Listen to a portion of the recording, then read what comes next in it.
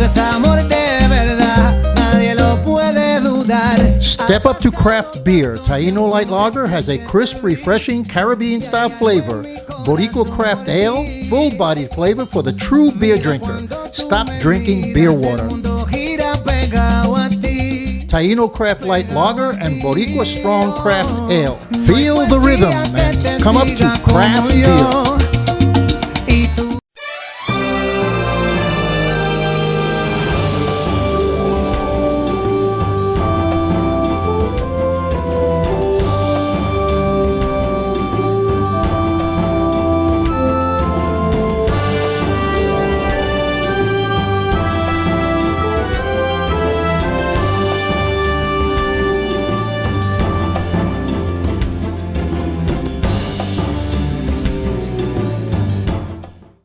Welcome to Hispanic Speak Out TV. I am Marivet Gonzalez, an attorney here in Central Florida and your host for this evening.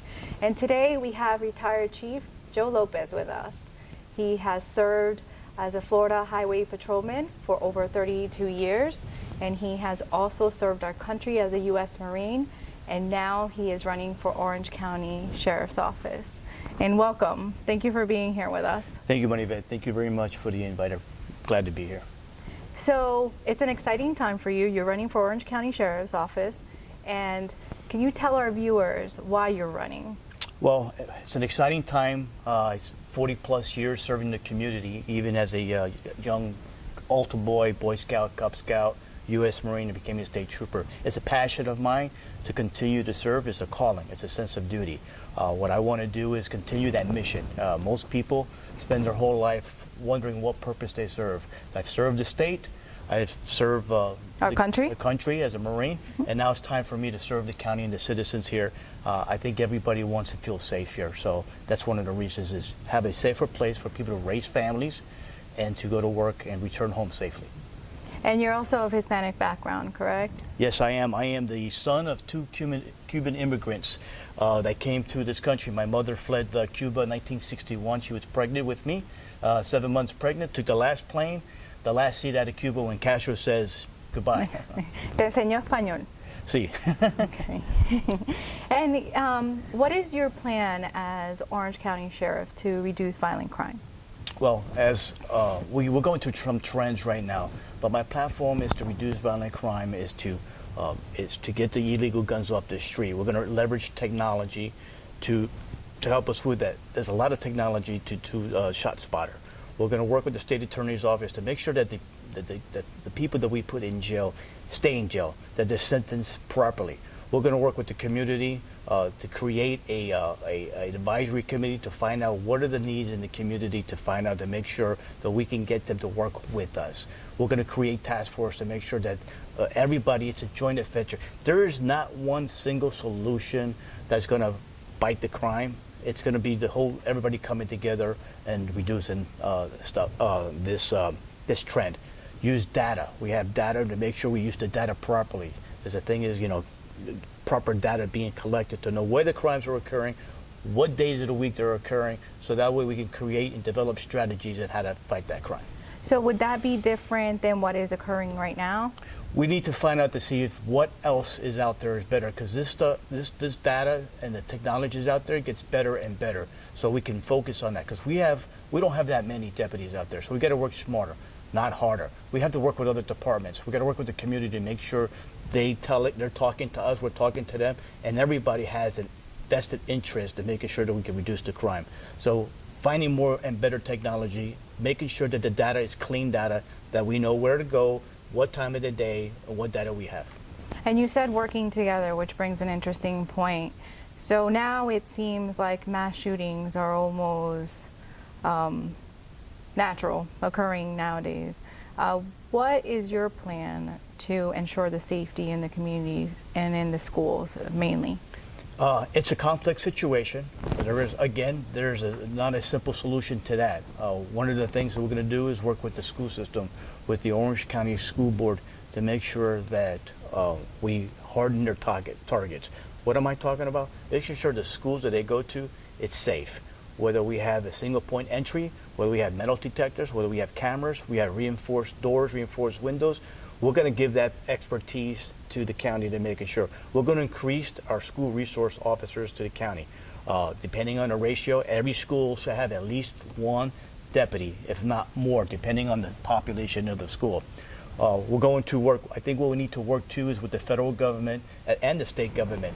We need to have a digital message, just like we did back in the days. We used to say, with drugs, you take the frying pan, you know, this is your brain, and you put the fried egg in the pan, and the fried egg is your brain on drugs.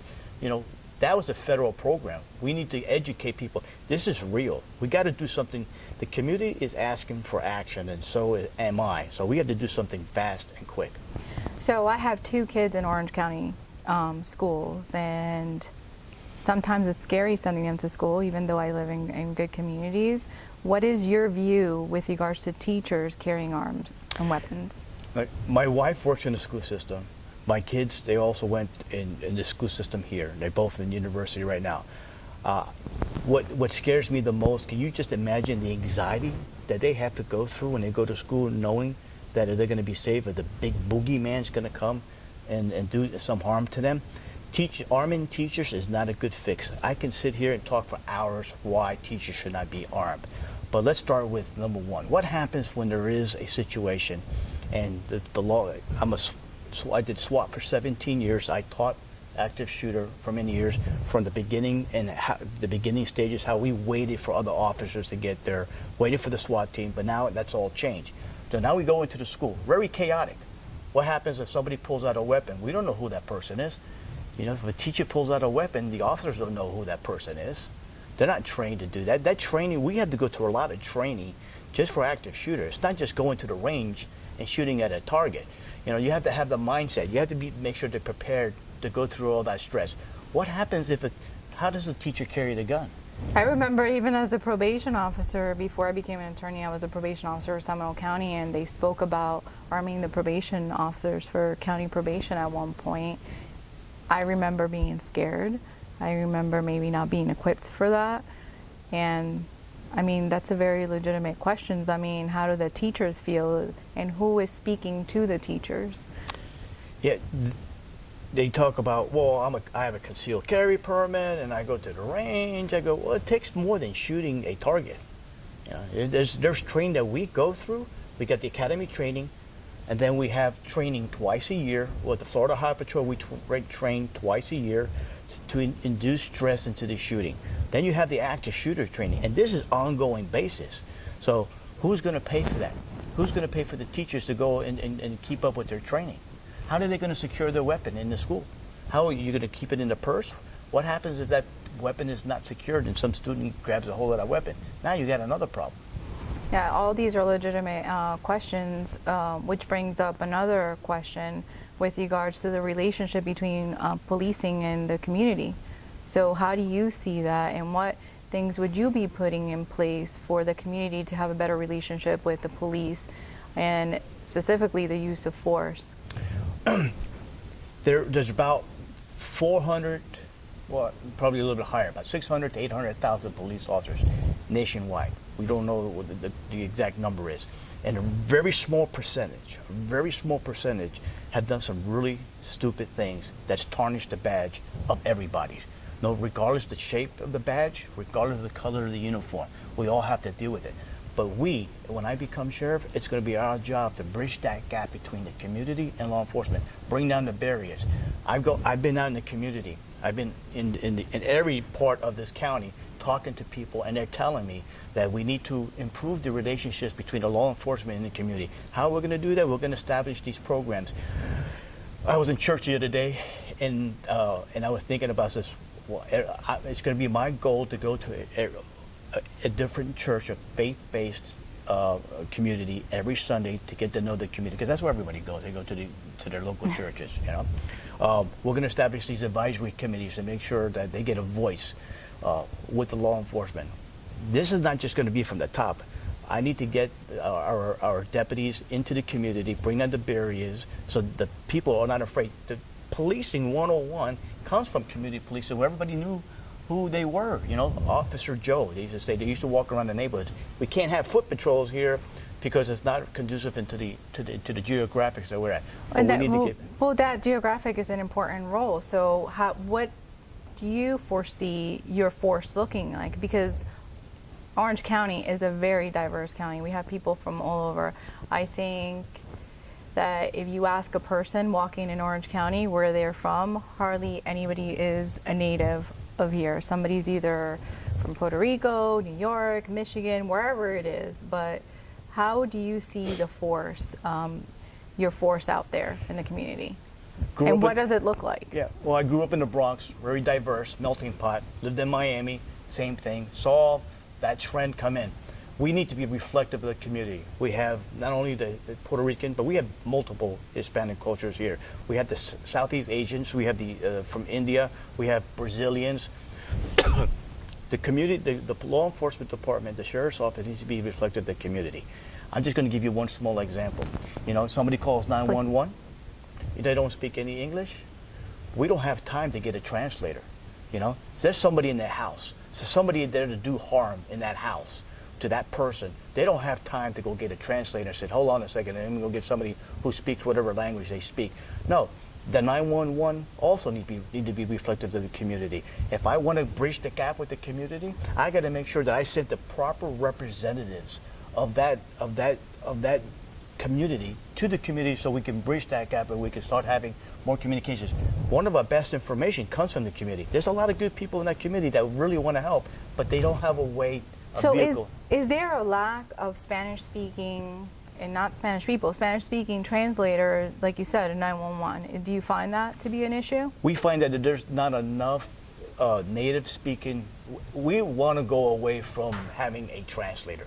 We want to have people who are reflective of the community who speak that language, okay? Just like we did in Miami. I became a trooper in 1985, and I was the 32nd Hispanic on the Florida Highway Patrol. I remember going to crashes and getting called because a trooper was on scene and he could not speak Spanish to the person at the scene. So when I would show up, they felt more comfortable. An accident, a crash is very traumatic. You know, trying to communicate to somebody who doesn't understand your language is this is very diverse. It's another melting pot in Florida. I remember, once again, as a probation officer in Seminole County, because we were on the radio, they would ask for a Spanish-speaking person because they were short-staffed in Spanish-speaking when they would make a stop. Now, mind you, this was 18 years ago, so I'm not sure if it's changed, but yes, I see the importance. How can you tend the community if you can't speak their language? So that's very important. So do you foresee any challenges in your campaign? Yes, there's always a challenge. You have somebody that they've been under the same administration for 9 years. So you always have a culture that's been the same culture for 8 and 9 years. So that's always any commander that comes in, and you felt it in the Highway Patrol whenever you move from command to command.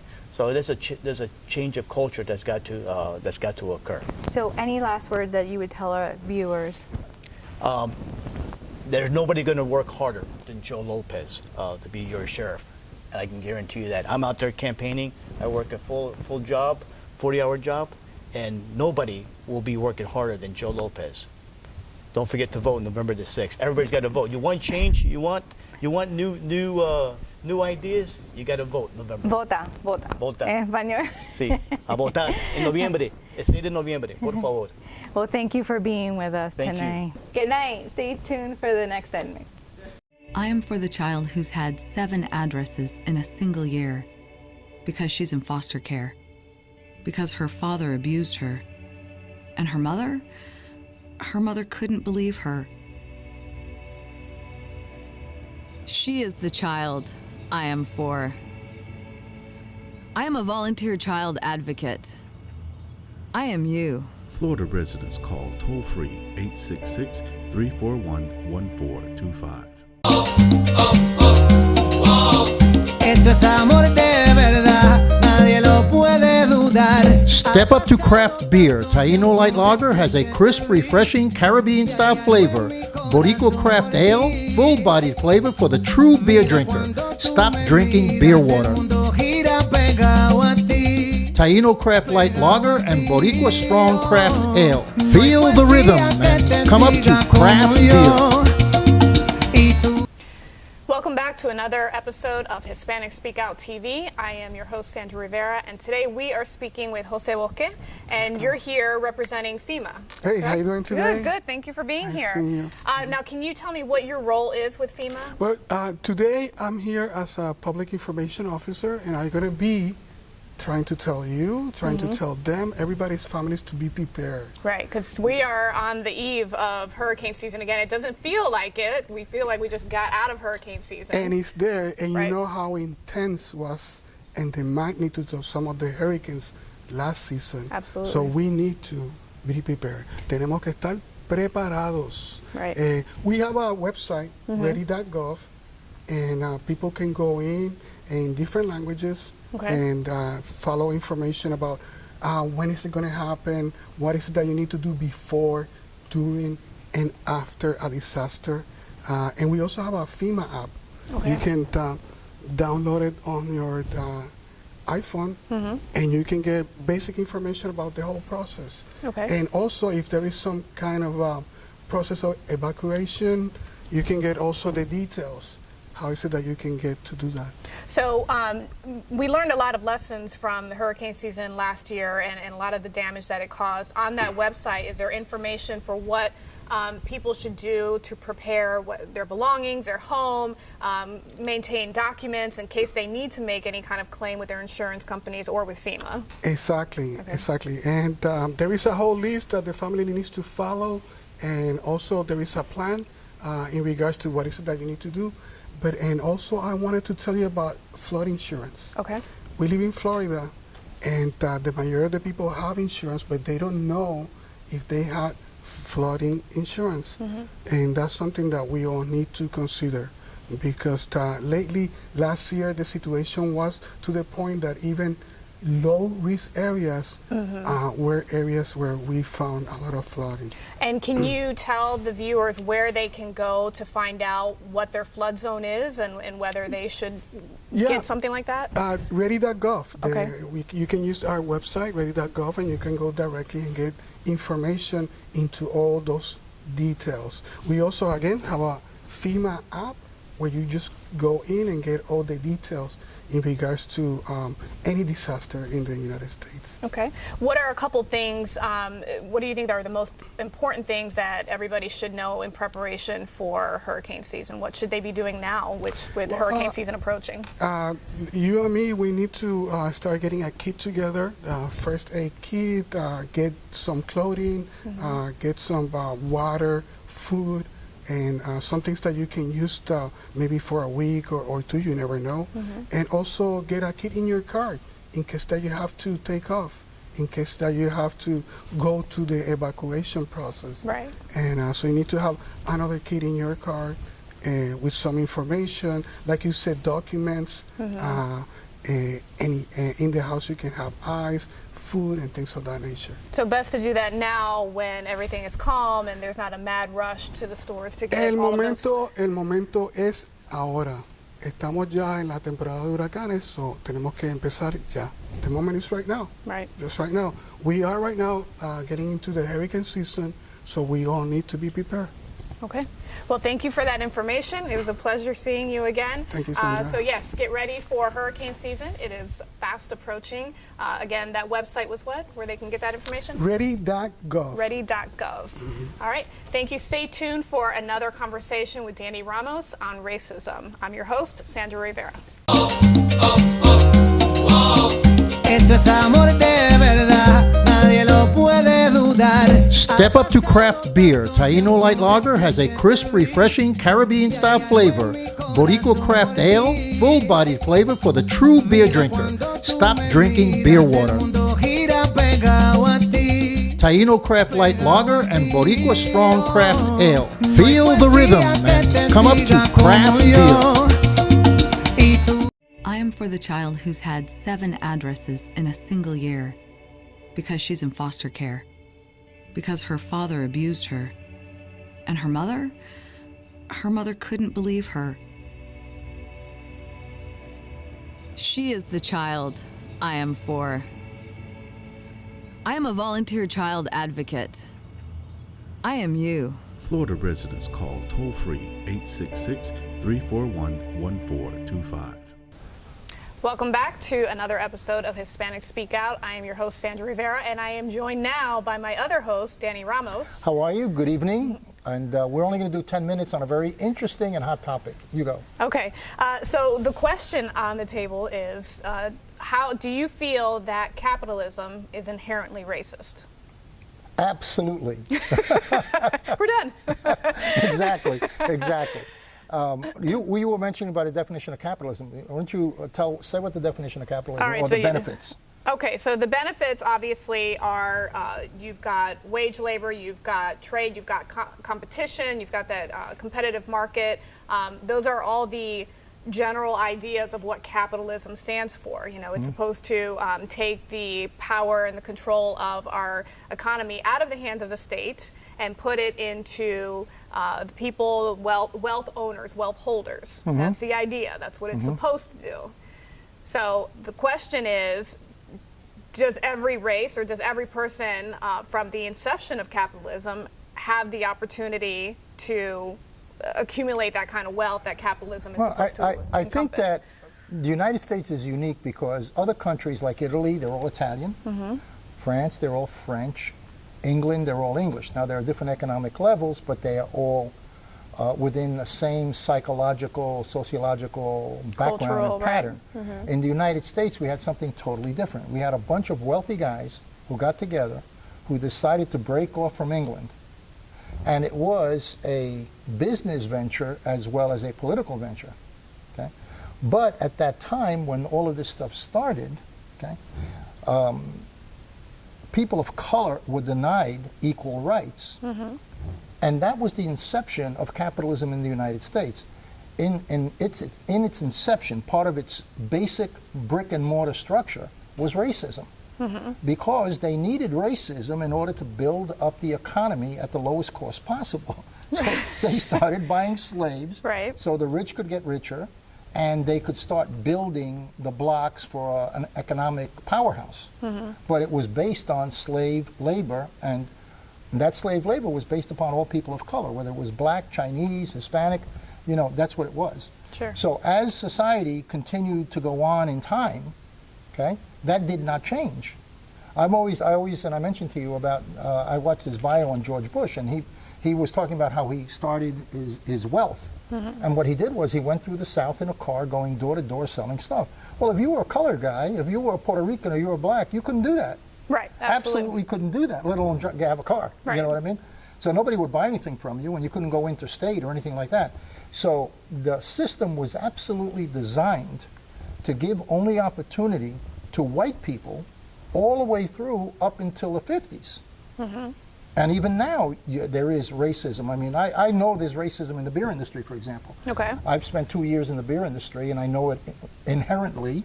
Okay, and there is definitely racism in the liquor industry too. Is it racism in the liquor and beer industry, or is it just you've got almost a monopoly? You've got the big players that don't want to share the wealth. There you go back to, is capitalism inherently racist?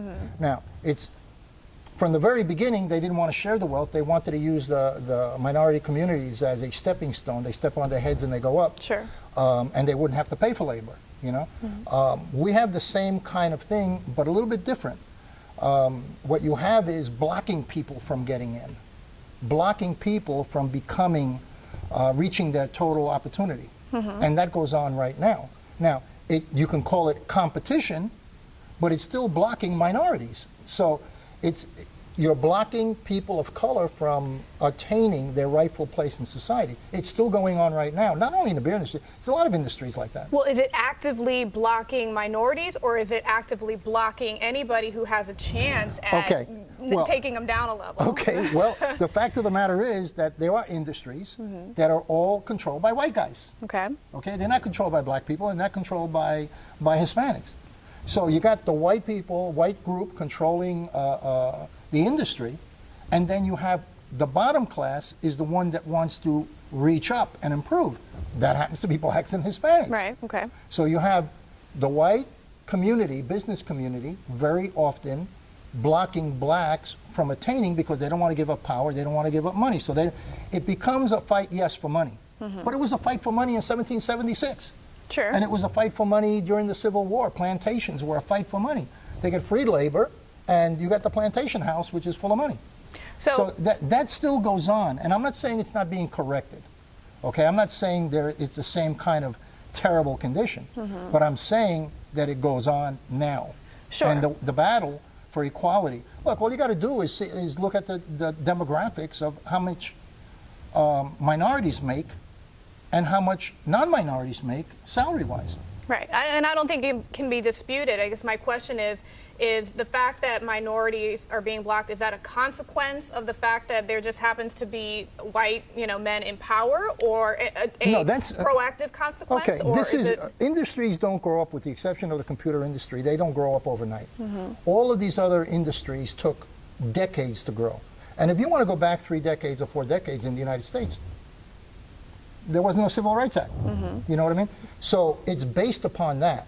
Now, even, again, I'm not totally schooled on the numbers of the computer industry. And the computer industry, as far as PCs and everything like that, started in the early 90s. But still, at that time, minorities did not have the kind of opportunities to get into the financial structures and be able to acquire bank loans because they had no collateral. They had no collateral. So it's inherently in the system because of how the system began. So the lack of opportunity that they had spills over and basically gave gave the white class a jump start, a head start. Yeah, by 50, 100 years. Right. By 50 or 100 years. So now, since the 1950s, you get, minorities are saying, hey, we want an equal place at the table, but it's going to take decades because until those guys leave, they have that mentality of it's mine. And I understand that. You buy a house, you want to keep it, right? Right. But if you have a public company, that's a different story. And in certain industries, it's very, very controlled by a few people that it's like the plantation. You got the big center, and then you got, in industries, you have the retailers. Well, everybody takes money from the retailers, the little store on the corner, blah, blah, blah, blah. But those little stores aren't gigantic supermarket chains. Right. So you don't get a lot of minorities owning 700 stores or 500 supermarkets. That has not happened. It has not happened by a long shot. But, what you have now is you have those big mega corporations, and they let minorities play on a small retail level. They sell them the 7-Eleven stores. They sell them the Circle K stores. And they become owners of a store. And maybe 2 or 3, Right. But that's also government loans and all of that allows that to happen. And I'm not saying it's not changed, but I'm saying it's more hidden now because more people are watching, and you can watch it on the internet. So because in theory we have more opportunity. I mean, that's what's preached to us, is that everybody has the opportunity to achieve that wealth. So now that we have the opportunity, the doors are open, the gates are open, we can go forward, but we're still... In certain industries, you can go forward, but then you run up against a brick wall. Right. Because those industries are controlled by a few individuals who don't want that to change. Right. And in some industries, the control is passed down generation to generation, like in the liquor industry. Right. The liquor industry is generational. Right. You know what I mean? So this is a topic we can talk about all day. This is a great topic, and we want to bring in some sociologists from UCF, et cetera. So what I'd like to do is we're going to make this an ongoing topic, and if you've got some comments to make, call us up, 321-356-5596, and let us know your opinion, or if you're a person that has a background in this subject, come on board, come to the show.